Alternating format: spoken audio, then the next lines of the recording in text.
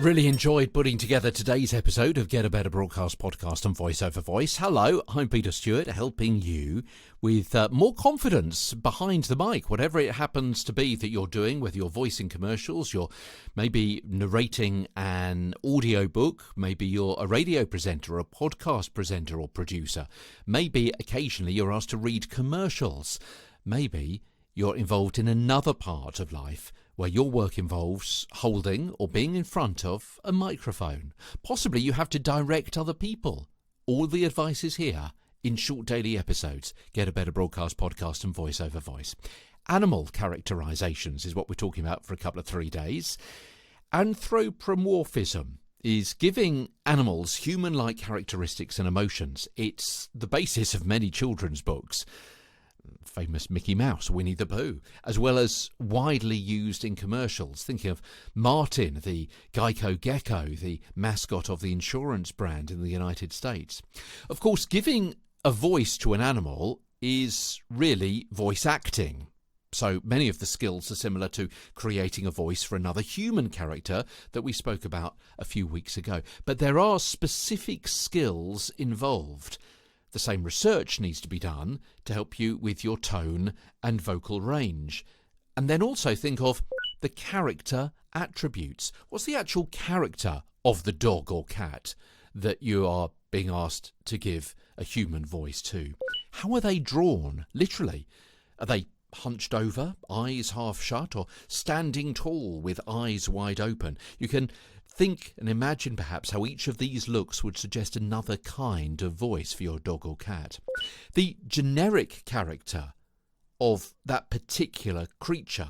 I mean, snakes are seen as slow-moving and sly. Monkeys are seen as excitable, for example. So how can you bring maybe those attributes into the way your character talks? And when considering how an animal sounds, think where their voice comes from.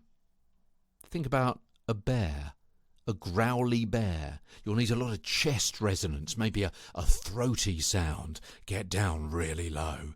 A hound dog, maybe more jowly with a sound from the mouth cavity, something like that.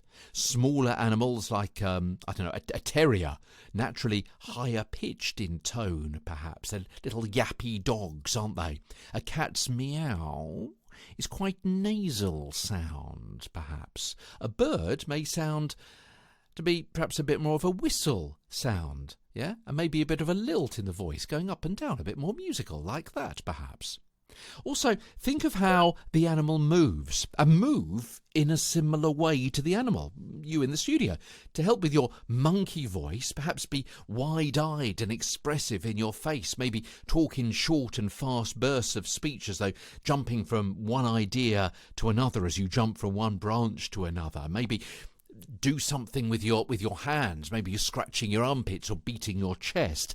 Owls are often considered to be wise, so maybe a slower, more thoughtful delivery with a relaxed and confident stance. Maybe glasses on the end of your nose, stroking your chin as you're mulling something over. You see where I'm going with this? And also think about the situation they're in, because these animals, they're still characters, they're still part of the story arc, they're still interacting with other characters within the storyline, and also think of the context, as I say, who they're interacting with and why, as well as their backstory. What led them to behave this way, and for you to read that line that's in the text on the sheet or the screen in front of you.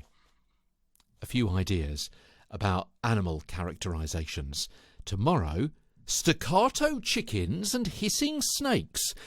As Get a Better Broadcast Podcast and Voice Over Voice continues from London, I'm Peter Stewart.